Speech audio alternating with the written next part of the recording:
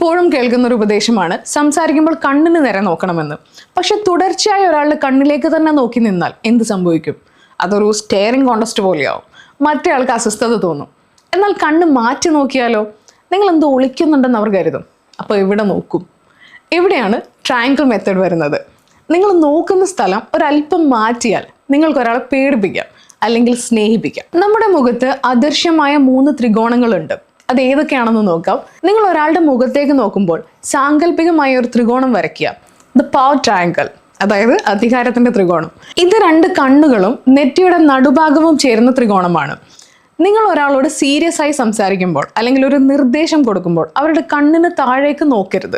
കണ്ണുകളിലും നെറ്റിയിലുമായി മാത്രം നോട്ടം ഒതുക്കുക. ഇത് കാണുമ്പോൾ അവരുടെ ബ്രെയിൻ പറയും ഇവൻ സീരിയസ് ആണ്, ഇവൻ പറയുന്നത് അനുസരിക്കണം. ഓഫീസിലും ബിസിനസ്സിലും ഇതാണ് വേണ്ടത്. ദ സോഷ്യൽ ട്രയാങ്കിൾ, രണ്ടാമത്തത്, അതായത് സൗഹൃദത്തിന്റെ ത്രികോണം. ഇത് 2 കണ്ണുകളും വായും വരുന്ന ത്രികോണമാണ്. നമ്മൾ സുഹൃത്തുക്കളോട് സംസാരിക്കുമ്പോൾ സ്വാഭാവികമായും നോക്കുന്നത് ഇങ്ങനെയാണ്. കണ്ണിൽ നോക്കും, പിന്നെ ചിരിക്കുമ്പോൾ വായിലേക്ക് നോക്കും. ഇത് ഞാൻ നിന്റെ സുഹൃത്താണ്, എനിക്ക് നിന്നോട് ദേഷ്യമില്ല എന്നൊരു സിഗ്നൽ കൊടുക്കുന്നു. ഇതെങ്ങനെ ഉപയോഗിക്കാമെന്ന് നോക്കിയാലോ?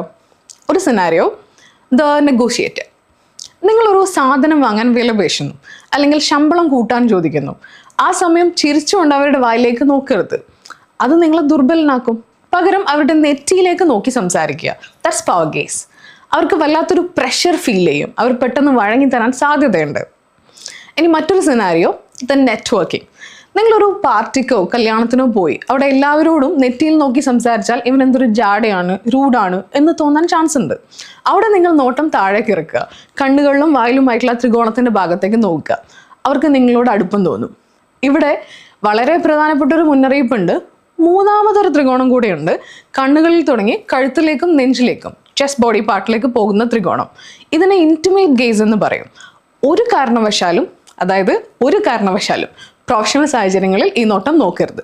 പ്രത്യേകിച്ച് സ്ത്രീകളോട് സംസാരിക്കുമ്പോൾ നിങ്ങൾ കണ്ണിന് താഴേക്ക് ഒരു കഴുത്തിന് താഴേക്ക് നോക്കിയാൽ അത് വലിയ ഒഫൻസീവായി അവർക്ക് തോന്നിയേക്കാം. നോട്ട് ജസ്റ്റ് ബിസിനസ്, അല്ലാത്ത സമയത്തും ഇത് നല്ലതല്ല.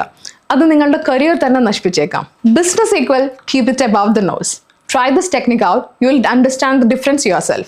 See you in the next video.